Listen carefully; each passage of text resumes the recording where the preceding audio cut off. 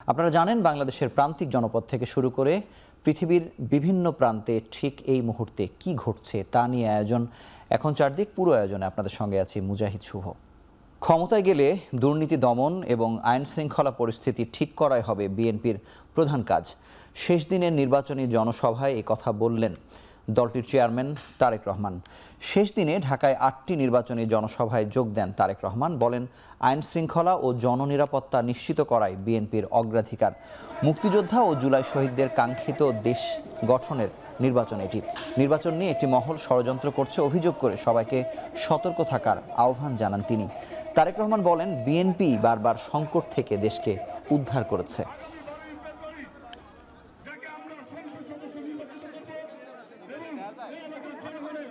১ লক্ষ স্বাস্থ্যকর্মী নিয়োগ দিব। এই স্বাস্থ্যকর্মীদের কাজ হবে ঘরে ঘরে, বিশেষ করে মাদেরকে, বোনদেরকে, ছোট ছোট শিশুদেরকে ঘরে বসে চিকিৎসা দেওয়া। বিএনপি সরকার গঠন করার সাথে সাথে আগামী বর্ষা মৌসুম আসার আগেই আমরা সারা দেশে খাল খনন কর্মসূচি শুরু করব। এমন একটি দেশ আমরা গঠন করতে চাই যেই দেশে সকল শ্রেণী পেশার মানুষ, সকল ধর্মের মানুষ, মুসলমান হোক, হিন্দু হোক, বৌদ্ধ হোক, খ্রিস্টান হোক, সকল ধর্মের মানুষ আমরা শান্তিতে বসবাস করতে পারবো। জামাত কোনো মিথ্যা আশ্বাস দেয়নি, সব প্রতিশ্রুতি বাস্তবসম্মত। দোহারে শেষ নির্বাচনী জনসভায় কথা বলেছেন দলটির আমির ডাক্তার শফিকুর রহমান। এ সময় একবারের জন্য জামাতকে সরকার গঠনের সুযোগ দেওয়ার অনুরোধ করেন তিনি। সোমবার রাজধানীতে নির্বাচনী প্রচারণার শেষ দিনে গণমিছিল ও সমাবেশে অংশ নেন জামাত আমির। বলেন, তার জোট ক্ষমতায় গেলে ঢাকাকে সম্পূর্ণভাবে চাঁদাবাজ মুক্ত করা হবে। এছাড়া নারীদের শতভাগ নিরাপত্তা দেওয়ার প্রতিশ্রুতি দেন তিনি। আমির তার বক্তব্য বিগত আমলে সরকারদের নানা অসঙ্গতি তুলে ধরেন। এর আগে নির্বাচনী গণমিছিলে অংশ নিয়ে ডাক্তার শফিকুর রহমান বলেন, ন্যায় ও ইনসাফের বাংলাদেশ গড়তে দাঁড়িপাল্লায় ভোট দেওয়ার অনুরোধ করেন তিনি। দোহারের জনসভা থেকে আমি আরেকবার আপনাদেরকে আহ্বান জানাই। বারবার সুযোগ দিয়েছেন অনেককে, তাদেরকে দেখেছেন, এখনো দেখছেন, আমাদেরকেও তারা দেখেছেন। মেহেরবানি করে একটিবারের জন্য অন্তত আমাদেরকে আপনাদের মূল্যবান ভোট দিয়ে পরীক্ষা করুন। আমাদের নারী জাতির জন্য বিশেষ করে এমন একটি দেশ আমরা গড়তে চাই যেখানে আমাদের নারী জাতির কোনো একজন সদস্যের দিকে কোনো দুর্বৃত্ত লাল চোখ দিকে তাকানোর কোনো দুঃসাহস দেখাবে না। সংসদ নির্বাচন ঘিরে জমজমাট ছিল প্রার্থীদের শেষ দিনের প্রচারণা। রাজধানীর বাইরে গণসংযোগ, পথসভা ও উঠান বৈঠক সহ নানা কর্মসূচিতে ভোটারদের মন জয়ে ব্যস্ত প্রার্থীরা। ঠাকুরগাঁও নিজের আসনে মির্জা ফখরুল জানান, একটি দল ধর্মের নামে ভোটারদের বিভ্রান্ত করার চেষ্টা করছে। খুলনায় জামাত প্রার্থী মিয়া গোলাম পরোয়ার জলাবদ্ধতা নিরসন, বন্ধ শিল্প প্রতিষ্ঠান চালু, নতুন কর্মসংস্থান সৃষ্টি সহ ভোটারদের নানা প্রতিশ্রুতি দেন। খুলনায় আসনে উন্নয়নের নানা প্রতিশ্রুতি দেন বিএনপি প্রার্থী নজরুল ইসলাম মঞ্জু। ব্রাহ্মণবাড়িয়ার সরাইলে ইসলামী আন্দোলনের প্রার্থীর জনসভায় অংশ নেন দলটির আমির মুফতি সৈয়দ রেজাউল করিম। কক্সবাজারে চকরিয়ায় নির্বাচনী গণসংযোগ করেন বিএনপি প্রার্থী সালাউদ্দিন আহমদ।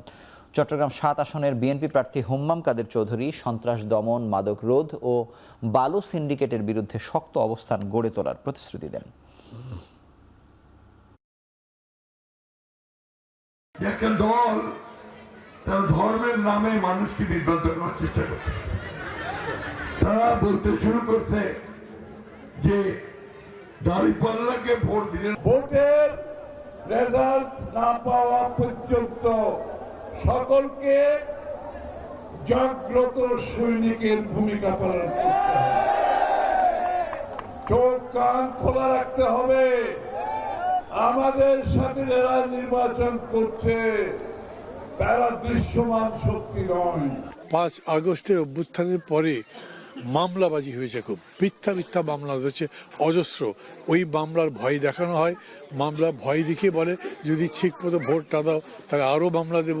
ভয় তো সব লোকই পায়, সেটা আছে, কিন্তু সাধারণভাবে এইটা তাদেরকে যে ভোট থেকে বিরত করতে পারছে, ভোট থেকে দূরে রাখছে, সেরকম হচ্ছে না। ৫৪ বছর দেশ চলছে স্বাধীনতার পরে, যে নীতি আদর্শ অনুযায়ী যারা দেশ পরিচালনা করেছিল, এদের পরিচালনায় দেশটা একবার দুইবার নয় 5 বার দুর্নীতির দিক থেকে, চোরের দিক থেকে এরা আমাদের দেশকে কলঙ্কিত করেছে, আমাদেরকে অপমান করেছে। আগামী 12 তারিখ সুষ্ঠুভাবে নির্বাচন সম্পন্ন হবে। সারা বাংলাদেশের মানুষ বিশ্বাস করে বাংলাদেশ জাতীয়তাবাদী দলের সরকার প্রতিষ্ঠা হবে ইনশাআল্লাহ। 13 তারিখ থেকে এদেশের উন্নয়ন শুরু হবে ইনশাআল্লাহ। ভোট দিতে হবে ধানের শীষে, কারণ বাংলাদেশ জাতীয়তাবাদী দল 17 বছর লড়াই করে এই ভোটের দিন আপনাদের কাছে উপহার দিয়েছে। প্রশাসনের দিক থেকে এখনো যথেষ্ট প্রস্তুতির ঘাটতি রয়েছে। তারা এখন পর্যন্ত কোনো আচরণবিধি ভঙ্গের বিষয়ে ব্যবস্থা নেয়নি। আমরা দুটি অভিযোগ দিয়েছি, তারপরেও তারা কোনো ব্যবস্থা নেয়নি। ফলে ভোটের দিন অনিয়ম হলে তারা আসলে কতটুকু সেটাকে হ্যান্ডেল করতে পারবে, এটা নিয়ে আমাদের মধ্যে যথেষ্ট আস্থা তৈরি হয়নি। জাতীয় নির্বাচনে কোনো হুমকি নেই, নির্ভয়ে ভোটারদের কেন্দ্রে আসার আহ্বান জানিয়েছেন ডিএমপি কমিশনার শেখ মোহাম্মদ সাজ্জাদ আলী। বিভিন্ন গুজবের জবাব ও নিরাপত্তা কৌশল তুলে কমিশনার বলেন, কোনো রাজনৈতিক দলের হয়ে পুলিশ কাজ করবে না। নানা কারণে এবারের নির্বাচন আমাদের কাছে অত্যন্ত গুরুত্বপূর্ণ। অতীতে নির্বাচনে পুলিশকে যেভাবে ব্যবহার করা হয়েছে সেই কালিমামুক্ত হয়ে জাতিকে একটি অর্থবহ ও সর্বজন গ্রহণযোগ্য নির্বাচন উপহার দিতে আমরা প্রতিশ্রুতিবদ্ধ। সম্মানিত নগরবাসীর নিকট আমার অনুরোধ, আপনারা নিশ্চিন্তে, নির্ভয়ে ও নির্বিঘ্নে ভোট কেন্দ্রে এসে সুশৃঙ্খলভাবে আপনাদের নাগরিক অধিকার প্রয়োগ করুন। প্রিজাইডিং কর্মকর্তা, দায়িত্বপ্রাপ্ত পুলিশ ও আনসার সদস্য ছাড়া ভোটকেন্দ্রের 400 গজের মধ্যে মোবাইল নিয়ে প্রবেশে নিষেধাজ্ঞার সিদ্ধান্ত থেকে সরে এসেছে নির্বাচন কমিশন। সোমবার সন্ধ্যায় আগারগাঁও ইসি ভবনে এক ব্রিফিংয়ে গণমাধ্যমকে একথা জানান ইসি সচিব আখতার আহমেদ। বলেন, মোবাইল নিয়ে কেন্দ্রে যাওয়া যাবে, তবে স্ট্যাম্পিং রুমের বাইরে মোবাইল রেখে গোপন কক্ষে ভোটারকে প্রবেশ করতে হবে। এজেন্টরা যাবেন এবং আপনার তারা ছবি তুলবেন, কিন্তু গোপন কক্ষ যেখানে স্টাম্পিং হয় সেখানে করবেন না। তো এই পরিপত্রটা আমরা সংশোধন করে দিচ্ছি যাতে এর ব্যাপারে কোনো রকমের দ্বিধা না থাকে। এখন বাট কিছু রেস্ট্রিকশন থাকবে, যেমন আপনার polling agents, polling officers, assistant presiding officer, তাদের কাছে এটা রাখবো না, রাখার বিষয় নেই। জাতীয় সংসদ নির্বাচন এবং গণভোট উপলক্ষে এখন পর্যন্ত আমাদের হিসাব মতে 540 জন বিদেশি পর্যবেক্ষক এবং সাংবাদিক এসছেন। বাংলাদেশ যুক্তরাষ্ট্রের মধ্যে দ্বিপক্ষীয় বাণিজ্য চুক্তি সই হয়েছে। এর ফলে বাংলাদেশের পণ্য রপ্তানিতে শুল্ক 20% থেকে কমিয়ে 19% নির্ধারণ করল যুক্তরাষ্ট্র। সোমবার বাংলাদেশের পক্ষ থেকে এই চুক্তিতে সই করেন বাণিজ্য উপদেষ্টা শেখ বশিরউদ্দিন এবং জাতীয় নিরাপত্তা উপদেষ্টা খলিলুর রহমান। যুক্তরাষ্ট্রের পক্ষ থেকে সই করেন মার্কিন বাণিজ্য প্রতিনিধি রাষ্ট্রদূত জেমিসন গিয়ার। এর আগে বাংলাদেশের পণ্য রপ্তানিতে 37% শুল্ক ছিল। গত বছরের আগস্টে তা 20% আনা হয়। একই সাথে যুক্তরাষ্ট্র থেকে কেনা তুলা দিয়ে তৈরি পোশাক শিল্পে শুল্ক থাকবে 0%। এই শুল্ক হ্রাস বাংলাদেশের রপ্তানিকারকদের জন্য সুফল বয়ে আনবে বলে জানান বাংলাদেশের প্রধান আলোচক NSA রহমান। বাণিজ্য উপদেষ্টা শেখ বশিরউদ্দিন বলেন, এই চুক্তি বাংলাদেশ ও যুক্তরাষ্ট্রের মধ্যে অর্থনৈতিক ও বাণিজ্যিক সম্পর্ককে একটি নতুন উচ্চতায় নিয়ে গেছে।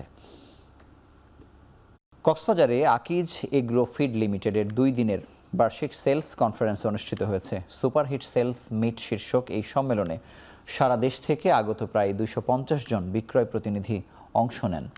কক্সবাজারের একটি হোটেলে আয়োজিত এই সম্মেলনের উদ্বোধন করেন আকিজ রিসোর্সের চেয়ারম্যান ফারিয়া হোসেন এবং আকিজ এগ্রো ফিড লিমিটেডের ব্যবস্থাপনা পরিচালক ও CEO শেখ জসিমউদ্দিন। অনুষ্ঠানে বক্তারা বলেন, বিক্রয় প্রতিনিধিদের নিষ্ঠা ও পরিশ্রমে আকিজ এগ্রো ফিড অল্প সময়ে একটি শক্ত ও বিশ্বাসযোগ্য ব্র্যান্ড হিসেবে প্রতিষ্ঠিত হয়েছে। সম্মেলনে বিগত বছরের অসামান্য অবদানের জন্য বিভিন্ন ক্যাটাগরিতে সেরা পারফর্মারদের পুরস্কৃত করা হয়।